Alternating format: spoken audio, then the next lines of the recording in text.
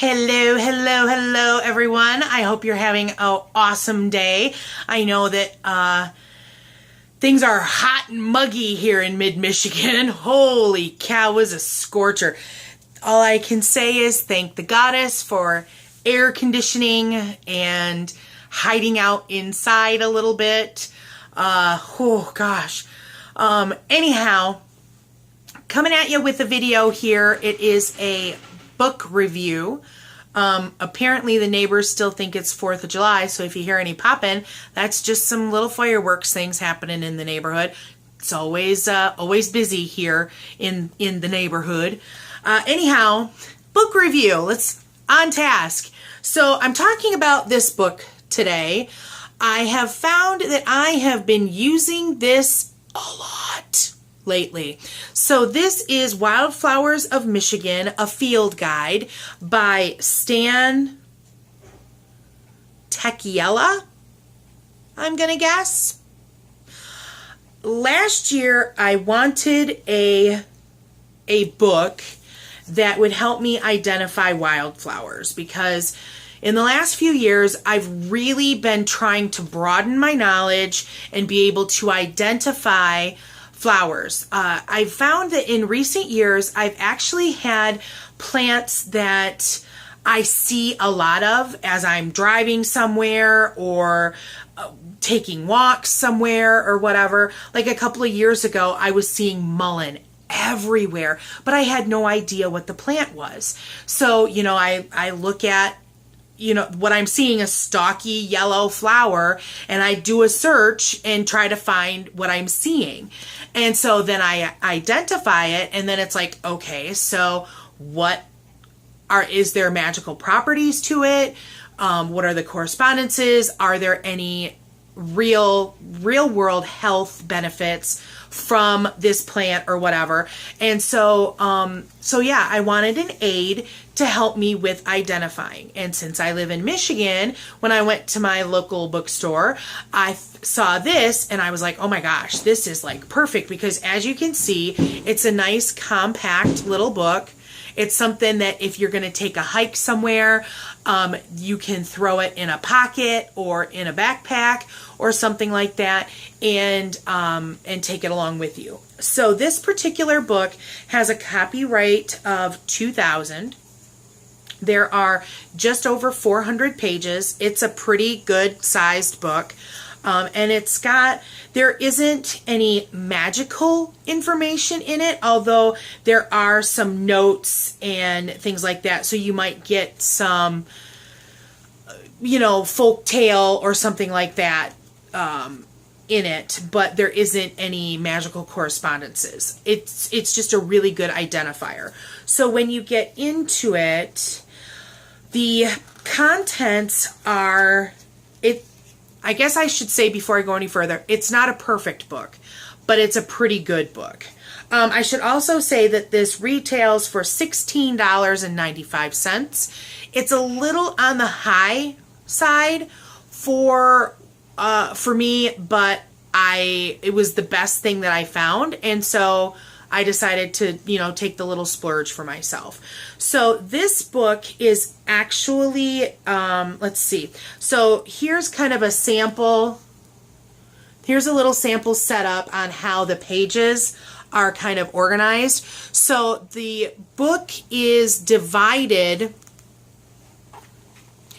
into colors. So they go by the color of the blossom.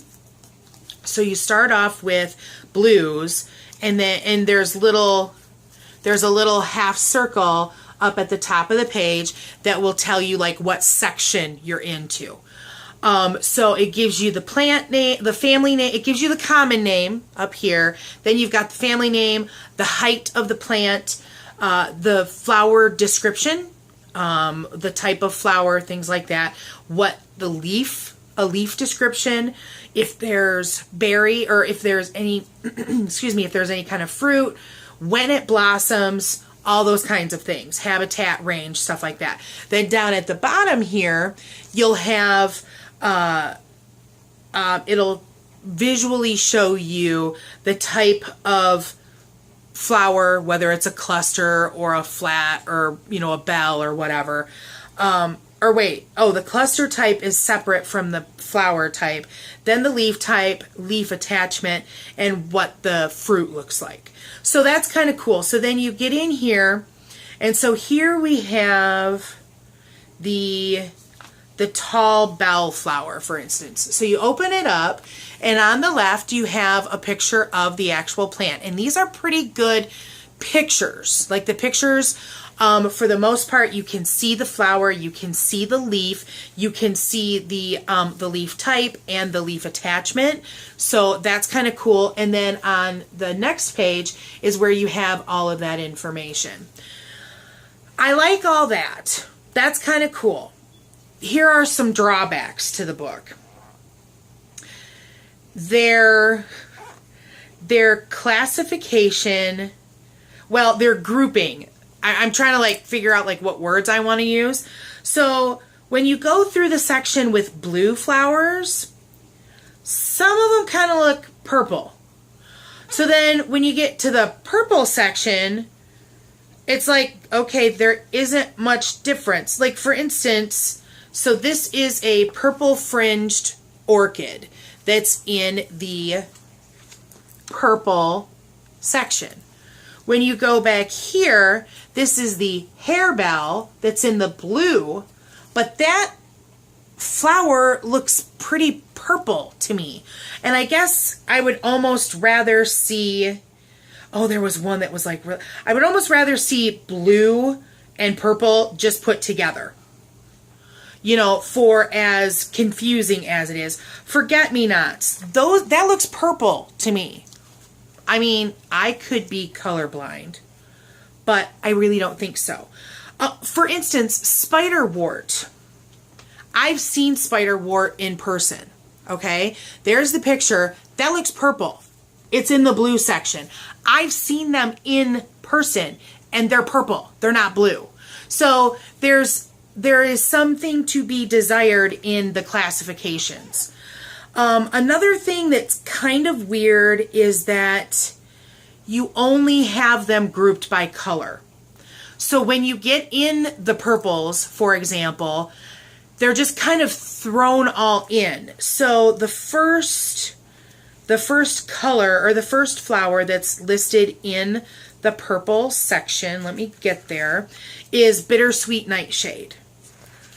The next one is Dame's Rocket. The next one is Showy Orchis. I'm not sure if that's how it's pronounced. Then there's Spotted Knapweed. They're not in alphabetical order. There's no rhyme or reason to how they are. So if you're trying to find a purple flower, and if you think that you have an idea of what it's called, and you have to go through the whole purple section and look, plant by plant to try to identify. So it can be a little time consuming, and that's kind of a bummer. The only thing that kind of helps with that is in the back, there is a checklist. Okay, so it actually lists everything out, but they're all alphabetical by all colors. So it starts with the A's and goes through. So, I mean, you could try looking something up that way. It's just a little time consuming, but I found that I like it and I've used it quite often. Especially this year, I went up north with my family over the 4th of July weekend and spent some time at my aunt and uncle's cabin, and we actually looked at this quite extensively and were identifying things. So that was really exciting. So as far as like a broom count, out of 5 brooms, I'm gonna give it a 4. Because I'm obviously not going to give it a 5 because it's got some issues. But it's got some... The size is a good thing for me. The pictures are a good thing for me. And I guess as long as I have time to look for what I'm looking for, the speediness I can deal with, and the inconsistencies in color and stuff like that I can deal with too.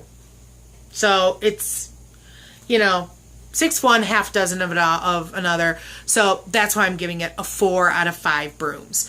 Now, another interesting thing, if you're interested in purchasing a book like this, do so, you know, at your own, you know, desire if you think you want to do this. But this gentleman also does similar size and everything.